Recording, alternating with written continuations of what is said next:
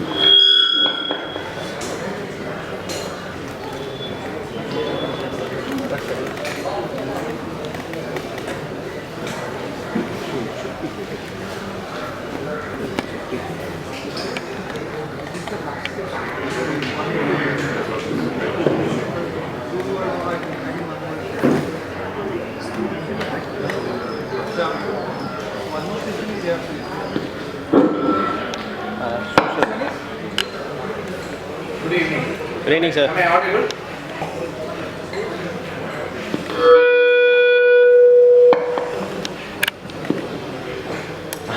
Now? Yeah. Even I can hear it. Good evening. Well, sometime I think it's 2006, July or something like that, I did a 10K charity run in London, and then came back, somebody started talking to me about CTC. And that's the first time I met Peter in one of those things. I've been sort of, last time ever I was in a trek in CTC. I never realized, thinking that I'm going for a trek with my gear, I ended up doing a mountain climbing at Polamaa. I don't know whether you remember that, with a steep the stainless steel ladder on that. And then I said, no, this is not for me at the age at which I'm going. So that ended my sort of a career in trekking here, but I've been doing some serious, after that I had to make myself fitter and did some trek to the Everest base camp and Annapurna base camp, so that love for the mountain and love for the trek continues in a different domain.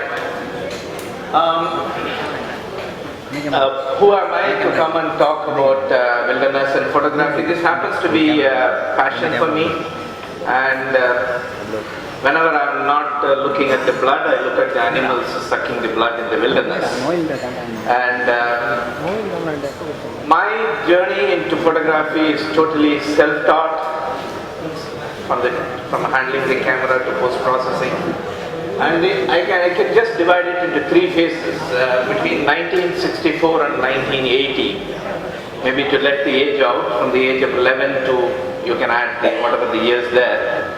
I was shooting, we started with a box camera, then went on to acquire Pentax and a couple of Super Takumar lenses, and had my own dark room, started printing black and white, and the color came in, started printing some color prints. And then around 1980, I finished my medicine, then started my career. Around 85, I needed to give up everything because I started my first serious venture into the medical profession, setting up a pathology laboratory, which in those days used to be called Lister Laboratory. Now it's called Lister Metropolis, which I stepped out in 2006. So for about 22 years, the camera was gone. And there's sort of a burning desire to get back, until I bumped into a couple of people with whom I traveled down to, I think it's Nellapattu. And one of them happens to be Sesh Karuna, who was a member of the Photographic Society of Madras, and he saw me with the Fuji S2 Pro and the 5500 Sigma, and then said that I think you need to get back into photography. I think that was the day, and then I never looked back, thanks to people like Sridhar, who is sitting here, who in fact the first one made the call saying, your CTC talk is there this year, you need to do it. And then of course Karthik and Peter were pursuing that. Thank you very much for getting me in here. And of course 2008 to 2010, like my passion passion is wilderness and my passion is nature. So I thought I'm getting into the genre of nature photography. So for 2 years with all the newly acquired Nikon gear, I was shooting including a 600mm lens, which became a joke in PSM circle, saying that in fact they did a movie with me sleeping with my lens more than with my partner. So that is still on the YouTube for your information. Can I have the next slide, please? Well, like anybody who gets into the wild, I had my 600mm lens. I started shooting faces of lions. I had the beautiful sharp images of birds, which are so colorful. And of course, the hyena is looking at you pretty curiously. This is going to be a good meet. And then, of course, came one of my dream pictures in the early years of this tiger from Bandhavgarh. Somehow, these 2 years I've been shooting, I was pretty happy, had a couple of trips, nice pictures, people said, wow. I felt I was missing something. I wasn't sure what I had been missing. Until one of those trips, I ended up in Tanzania. I fell in love in Serengeti. I made about 6 trips, including I came back last Saturday to be very precise. Spent 2 weeks there. One of those drives I decided, much to the sort of astonishment of my guide and driver, Samson, I didn't have a camera in my hand. I just had a binocular. I said, come, let's go for a drive. The amazing thing that morning, there were a lot of opportunities to shoot, but I had no camera. But that was the time I realized, for all these 2, 3, 4 years of getting into the wilderness, I have had a tunnel vision looking through my 600mm lens, just looking at the narrow portion of the angle of the whole wilderness. I was missing something. I knew what I was missing. That started a different desire, and the desire to look the nature and wilderness in a broader sense. And also it taught me one more lesson. There are 2 things in nature. Capturing a nature on a frame and showing it to somebody or seeing yourself in a print is different from capturing these objects in nature. Probably the first few pictures of representative I showed, they're all objects in nature which I decided to capture. But that is not the true nature that you see with your sort of both eyes, with the sort of nearly 270 degrees, which you want to capture and come and show that this is what it is. What I saw there, the sort of a lion or a bird, is only a small fraction of it. So that started a different way of looking at it. I had to get rid of my 600, I had to get rid of my 200, 400, and today most of my pictures end up with a maximum of 200mm, which at the end of it I'll touch.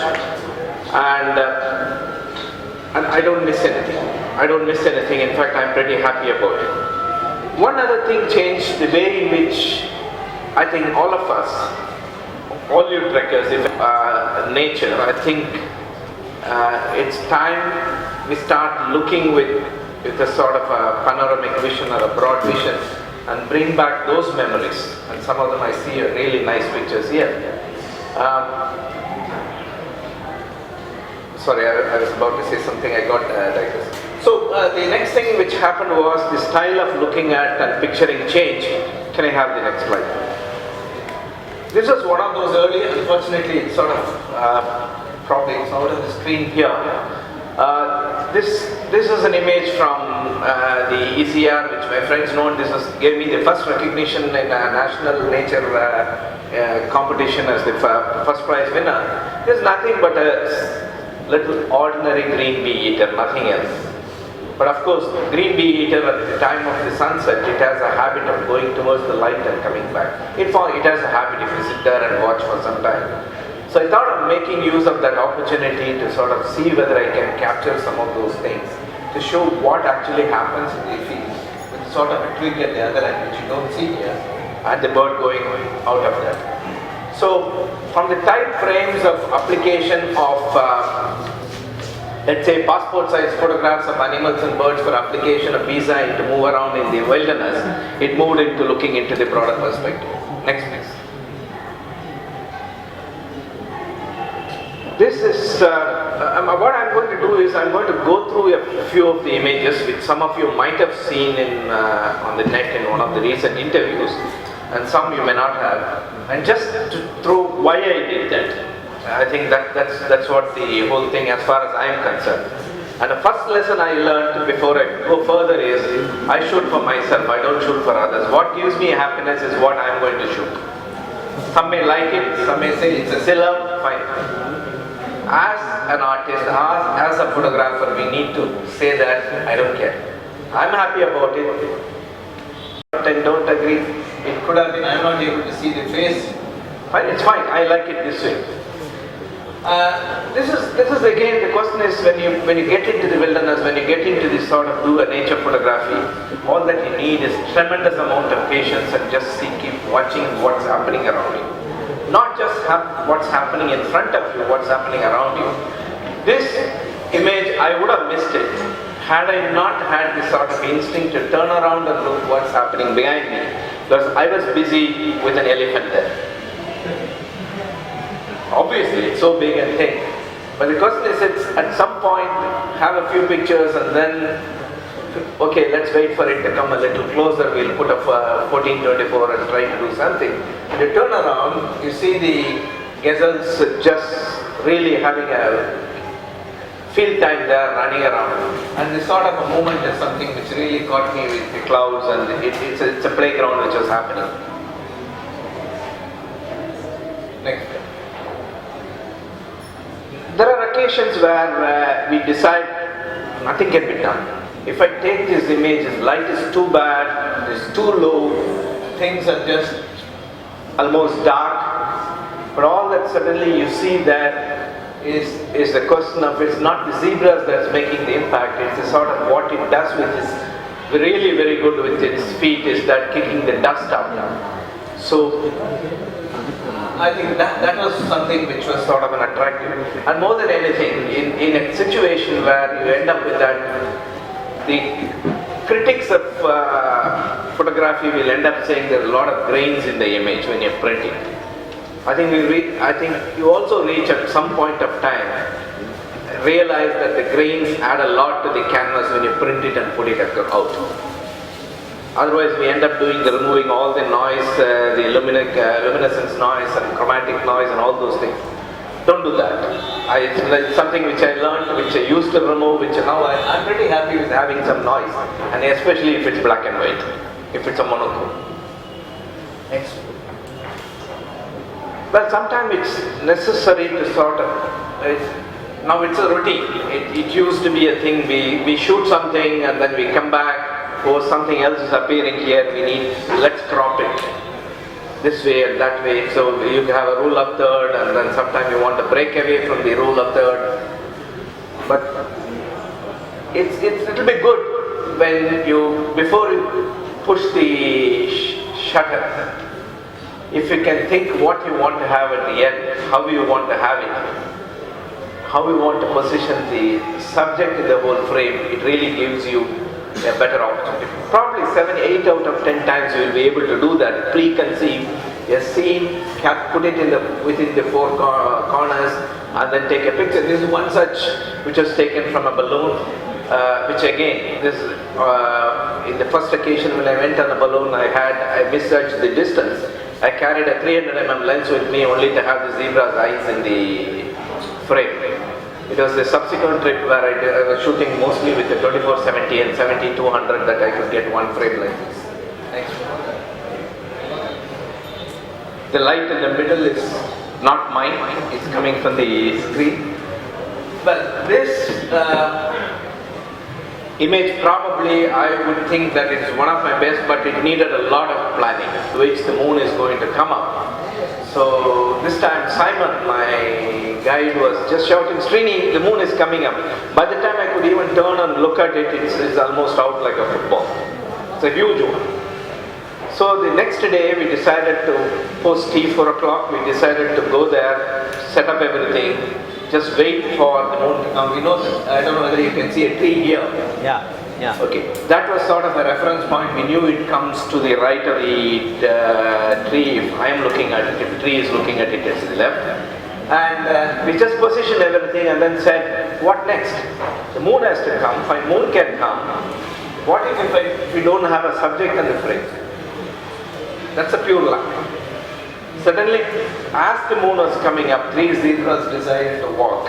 And it's so happening, a setting sun on one side, lighting up the zebra, the moon coming up on the other side. I really don't think I can ask for it again in the next trip. It does not happen. So, the photographing in the wilderness again needs a little more planning. Today there are a lot of apps available which you can look at the sort of latitude, the degree at which your moon is going to come up, the degree at which the sun is going to set. Honestly, it's beyond my capability of understanding, and it has never helped me. I rather go by what's there at that given point of time than looking at the theoretical aspect. Looking at my iPad for an app, wanted to do that because I get hardly about 10-15 seconds to do that. Well, this is an image from Serengeti. What is there? Maybe tops. What do you see there? Forest fire. A lion. Forest fire. No, lion. Who said lion? Lion. Anything else? Sunset. The light falling on the face. So much to the annoyance of Simon, I said that go to the other side. Let me see what it looks like. So sometimes it helps you to look at the same subject. This is applicable to any photography, be a wedding photography or a portrait or whatever it is. The whole idea is look at the same subject, especially news photography, the same, there are about hundreds of people there, all in one location. Probably you'll end up having another location, you get a better view or a better composition that might come out. This is one such instance for sort of looking at things a little differently, and what it really happened, it really looked like a fire. If you see it on the laptop, it's a different thing than what you see on the screen here. It just looks like a fire, and I love it. I call this a chaos at sunset.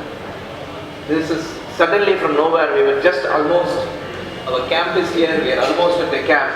Suddenly we heard such a noise of thousands and thousands of wildebeest just running towards the water at the end of the day. The sun has been setting, all that I see is dust everywhere. There's almost no light, which is something which is taken at around 6,400 ISO. I know there will be noise, but as I said, I really don't, this thing. For me it gives a sort of a painting effect. So, end of the day, it's again to sort of reiterating to the extent of boring. It's a question of converting an opportunity in something, an image. You may like it, you may not like it, that's a different story, but you will not get the same scene again probably for a lifetime. So today fortunately we are using digital cameras, and the compact cameras, the bridge cameras are coming up far closer to the DSLRs, and it's no need to carry heavy lenses. I think we have here somebody, an expert on bridge camera sitting here, Ramesh. You ask him, he will throw up all questions on what's the smallest camera that he can carry on the tray. Still have pictures of this nature. Next. I had an option with this misty morning in Carbon. Either to chase to the right where they said their tiger is crossing, or to hang on at the gate of the Kala.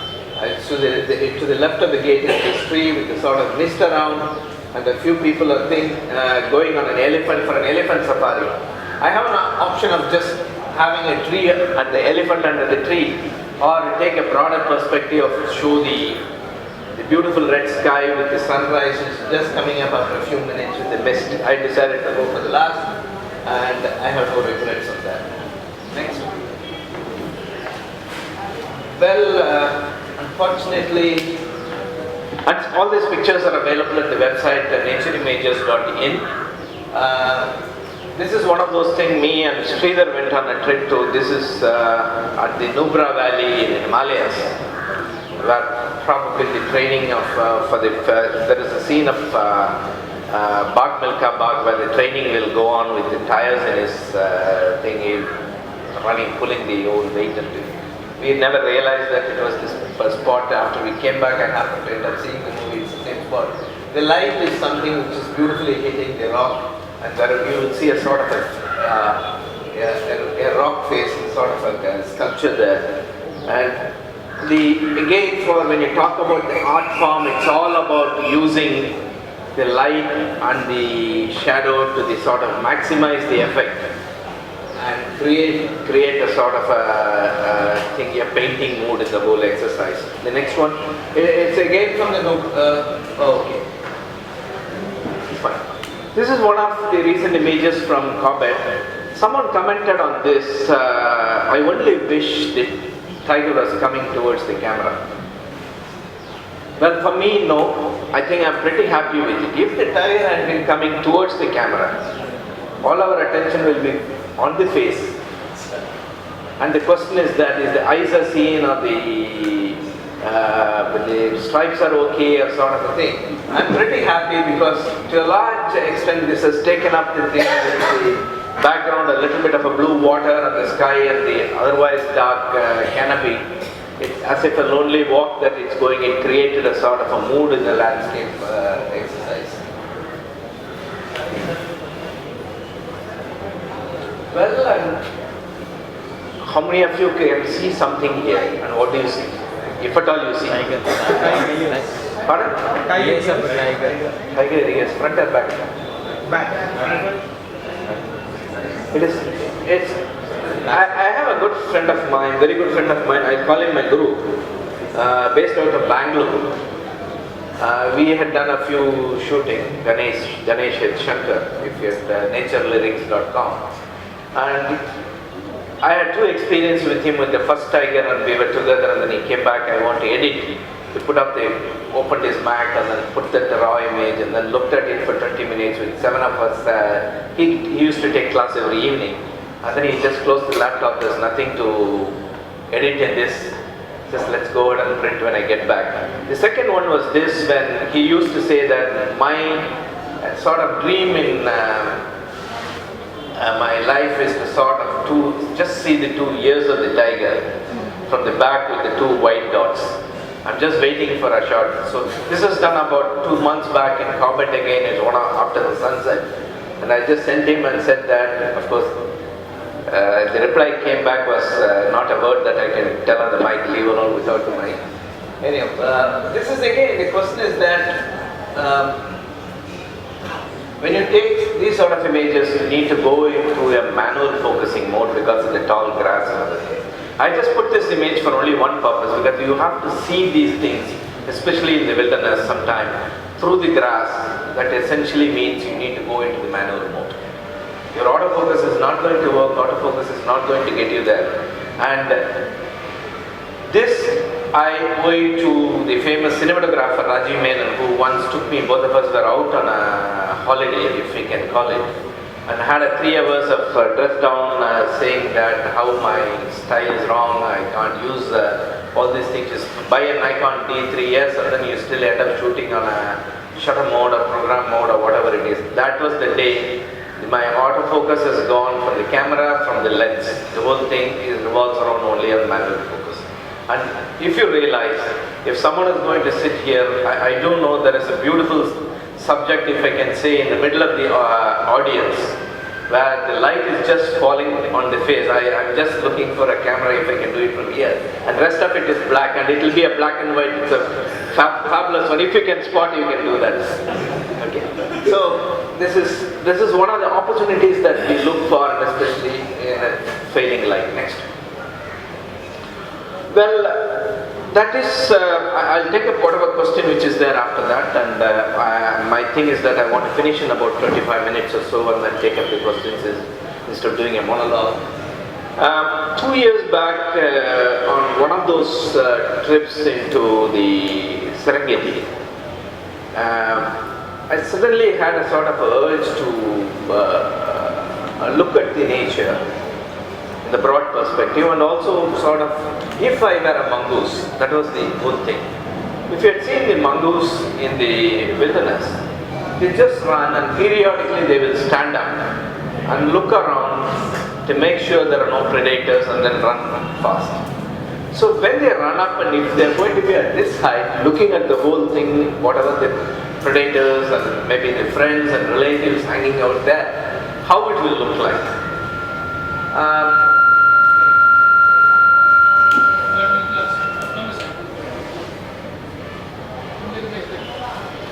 Okay, thanks.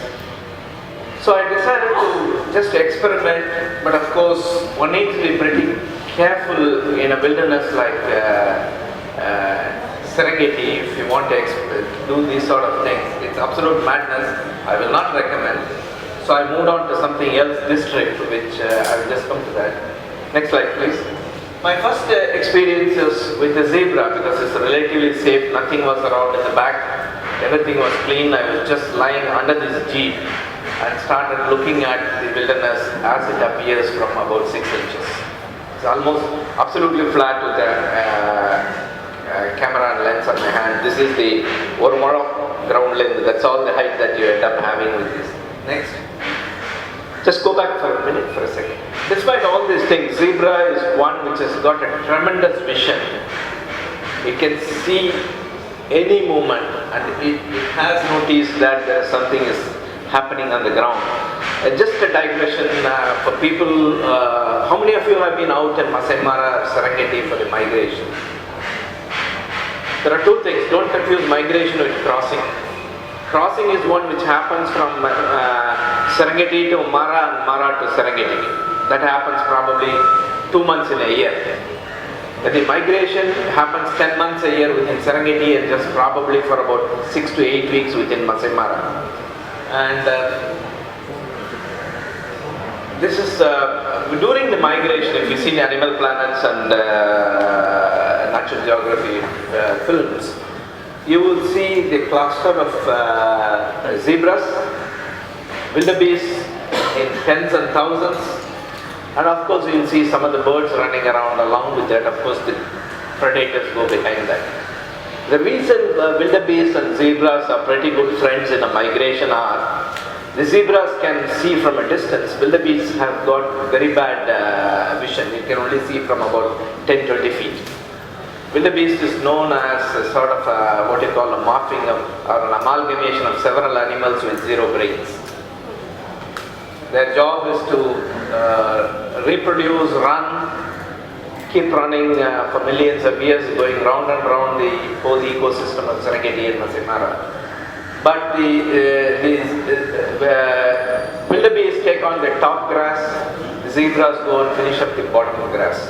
And zebras, as they take the bottom grass, they go and kick like it did for the dust there and brings all the worms and other things out, so the birds which travel along them eat them and then sit on their back, have a free ride.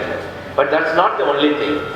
When all these things, zebras and wildebeest, get up to the Mara river to cross, everybody run together. This has a phenomenal memory, unlike the wildebeest. So once it goes there, all the zebras stop, so that the wildebeest is run in the masses and get into the crocodiles. After they finish the first round, then next time you watch the movie, you see that you will realize that zebras don't cross first. It's the wildebeest which get in, become the prey for the crocodiles, and after that these guys walk across the river. So they are pretty smart animals in that category. Next slide. Kills probably most number of deaths only following the hippos is the Cape buffaloes. And again, if you see, they are very, very smart. They know there is someone on the ground and what is going on. Next. This was, it's a stupid, it did not be most stupid attempt of mine, something to come next. This is one of those things where, okay, it's a 200-400 days. So I decided to be behind the jeep and then on the floor and trying to take the image of the same mongoose view thing. But if you really note again, well, this is not noticed. This cheetah knew that there is something tasty from India, which is chicken curry is on the ground, if it really wanted to catch. Well, I just took 30 seconds and then moved up. Next. Pardon? Well, elephants can, if Mike and Mark, how many of you have watched the Mike and Mark's programs on Animal Planet and National Geography. They are specialists on handling the elephants, especially the mark. So it is one of those mad thing of seeing that episode repeatedly. I decided to continue the mongoose with how will it look like if I have a view of the elephant from the ground. Well, there are about 30-40 elephants which were there at a distance, so I went to the ground. I had a video camera. So I gave it to my guide this time, Alifa. I told Alifa, watch my back. I'm going there. I've seen if you see the grass on the screen. I watched the grass, I got the wind direction, everything. It was perfect. It was going away from the elephants. So it's not going to get my sense. So I was on the ground, and suddenly I saw one guy decided to break away from the whole herd, and then group started moving towards me. And at about a point of time after I finished the picture, the next picture was sort of a blur. The elephant was around 22 feet. And I look up, and you will see in this image, the grass, the direction has changed. By the time the wind direction has changed, and my smell was good enough to reach there. I left my thing slowly, all the gear on the ground, couple of lakhs, I think it's okay, fine. I moved into the jeep and got in. The next thing that happened was this guy was taking a video of the whole thing. He has not still switched off his video. This elephant came and gave one big hit on the jeep. He asked, what did you do? Why are you here? I said, what is there in front of you?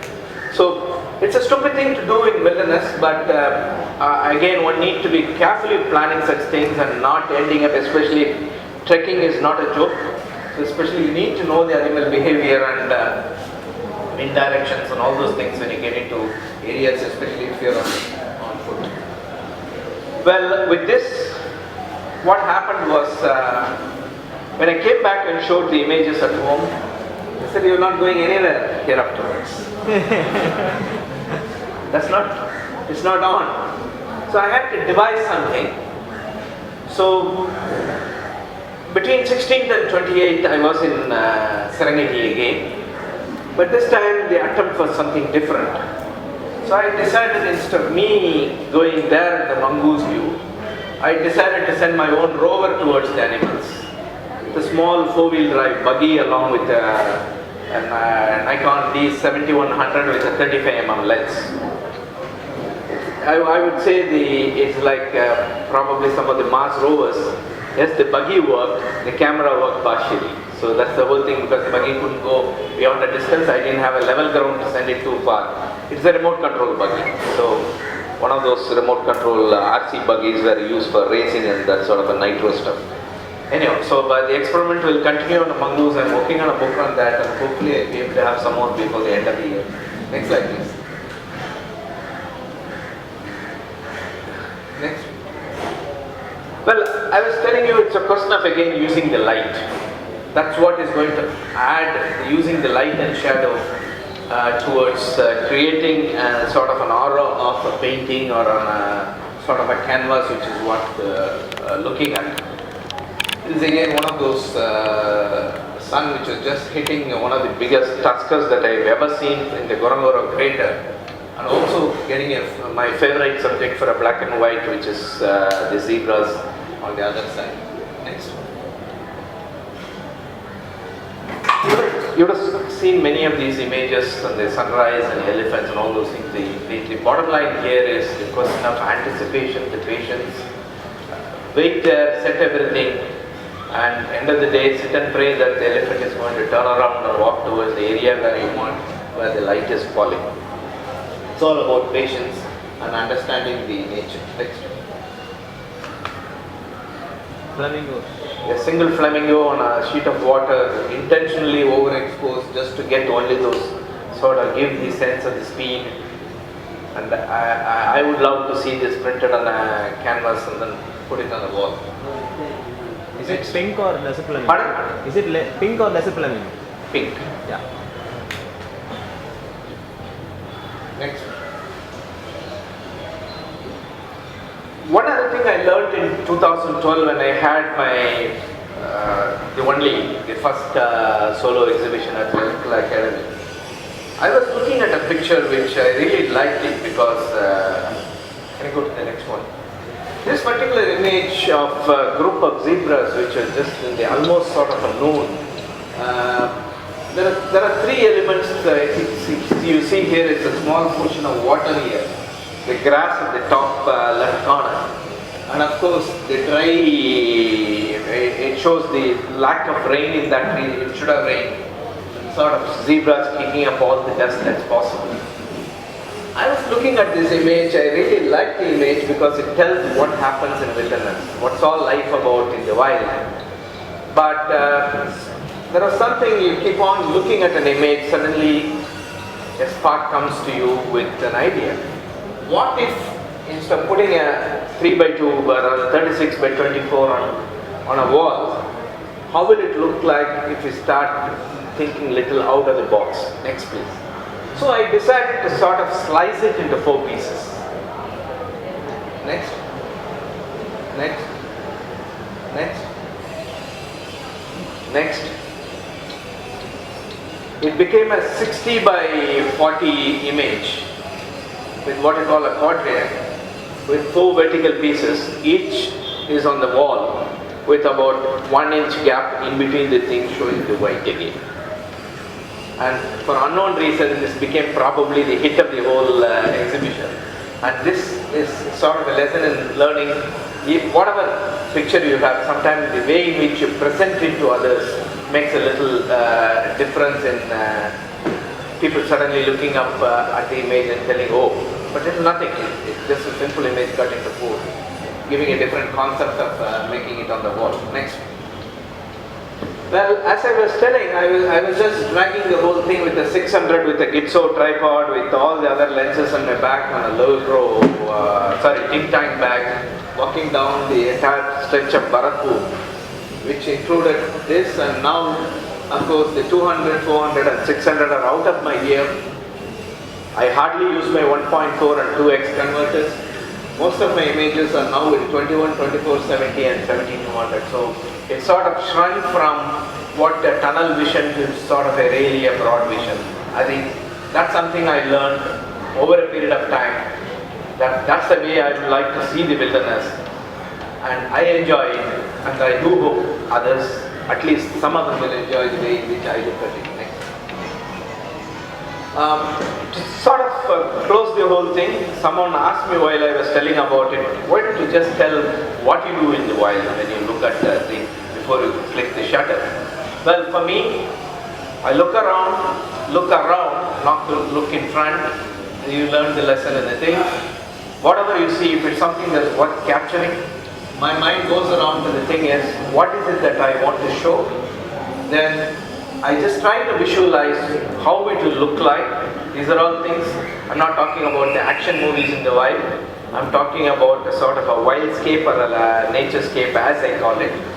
And of course, in recent times I started taking the decision, do I want to see it in monochrome or color? It's easy to shoot in color. People might say that it's sort of stupidity to shoot in color. Shoot in monochrome in the cameras which can capture the color, and also you can convert it later on into monochrome. I find, I was just explaining before this meeting, this trip especially, I learned to sort of set a lot of parameters for monochrome in the camera and start shooting straight as a monochrome. I spend hardly 2 minutes in post-processing after I come back. Otherwise, the question of trying to convert a color into black and white, the time you spend on each image is, I think it's so terrible. Then of course, previous piece. One thing I learned soon is that never shoot for competitions, and never shoot with the idea that somebody might like to buy it and put it on the wall. The moment you start doing any art with that intention, probably except movies. I'm talking about movie to you, that's why.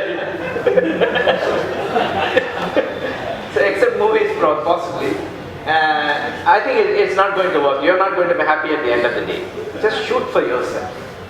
Capture the picture for yourself which you would like to enjoy. Then of course I come back and select a few images in every trip. Earlier I used to, in fact one of the things I didn't mention in my gear is that there are about 14 32 GB professional Lexar CF cards are inside, 32 GBs. And this entire trip I used just one 32 GB, even then there are 12 GB left of 11 days. So it's a question of, one of the thing is that I stopped using the, what I call the rapid fire,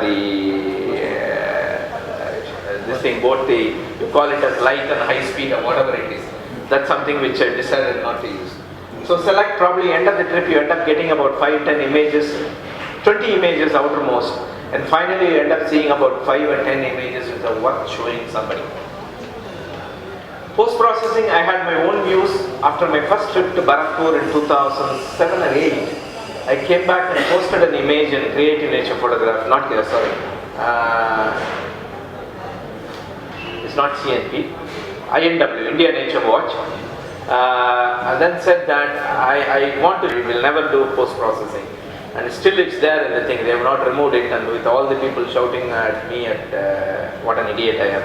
I learned quickly, post-processing is like something you need to do if you really want to see the impact. Your DSLRs are not going to capture the dynamic range. DSLRs are not going to show you the true, what I call the light and shadow. You do need to end up, as long as you are not in a competition, and if you want to be creative using all the tools that you have, please go ahead and do it. If someone asks, tell them yes. But I think that post-processing is a tool for you to be a little more creative, as long as you don't fool around with that, adding things from other images to this, superimposing things. Given the frame, if you could use your talent to show something, maybe a little more of the highlights, a little more of something, a light on a subject, it's a different ball game. I essentially use a Lightroom and a Silver EFX Pro if it's a thing. I print my own images on a large format printer, so it's a question of end-to-end, there's no outsourcing involved here. On a 24-inch printer, I do it on an archival print. That's how my life has been going on this last avatar of last stretch of photography journey into the wilderness, capturing the naturescapes and wildscapes. Thank you very much. I'll take any questions.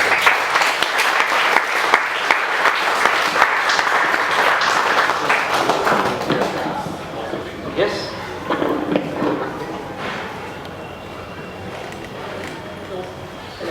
Open for questions. Anybody has questions?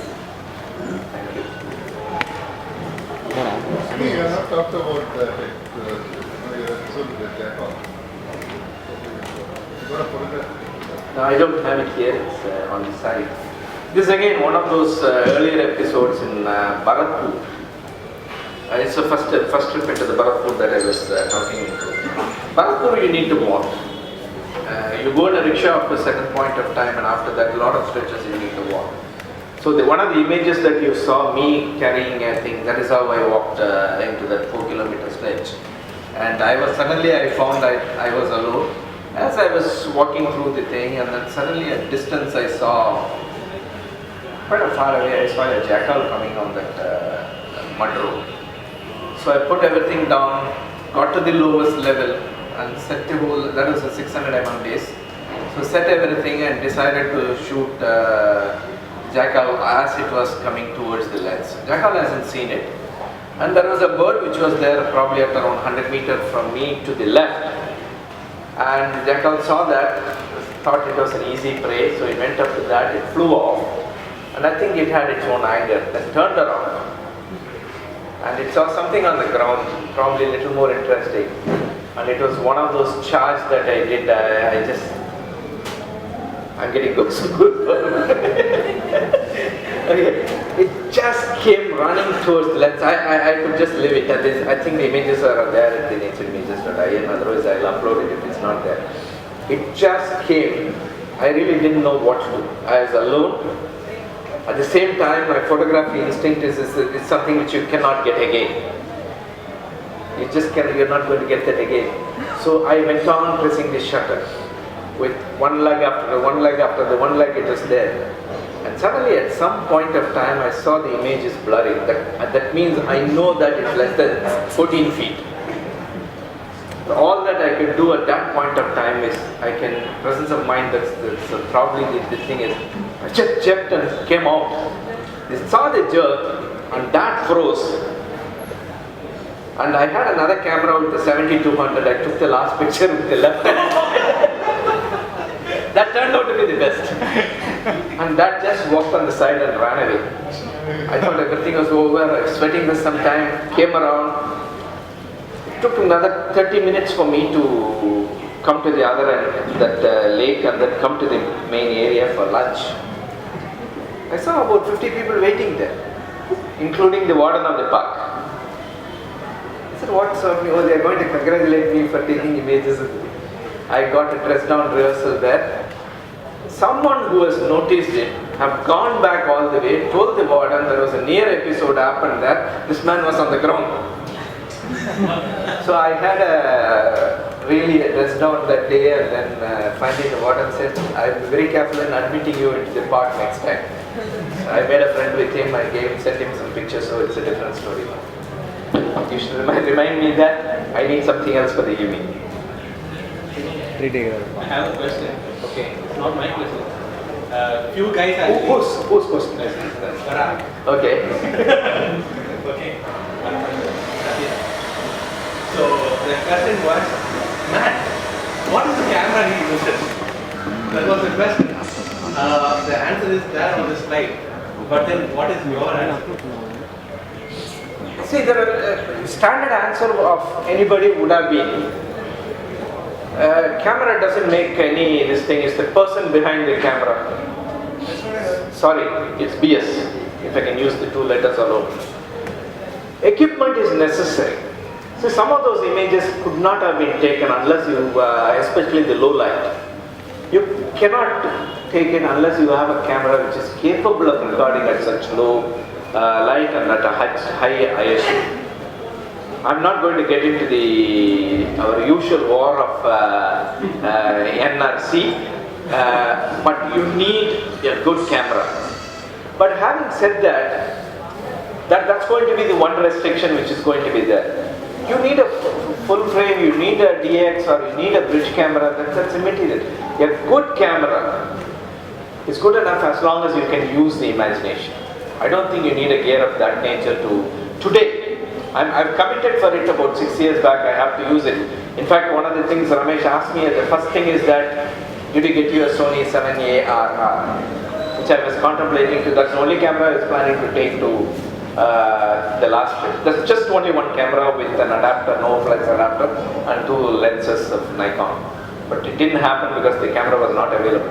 So it's at the end of the day, today you are getting cameras which are as good as any of those big ones that you are hanging around on your neck and supporting it. And you can get any of those bridge cameras that will do as good like this. I think you need to be a little more adventurous and imaginative when you shoot. That's it. That comes over a period of time.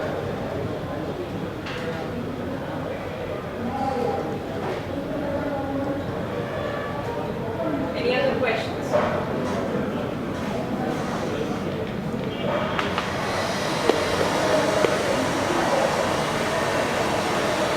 Yes? You're preparing him to ask the question, right? Okay. Thank you very much. Thank you.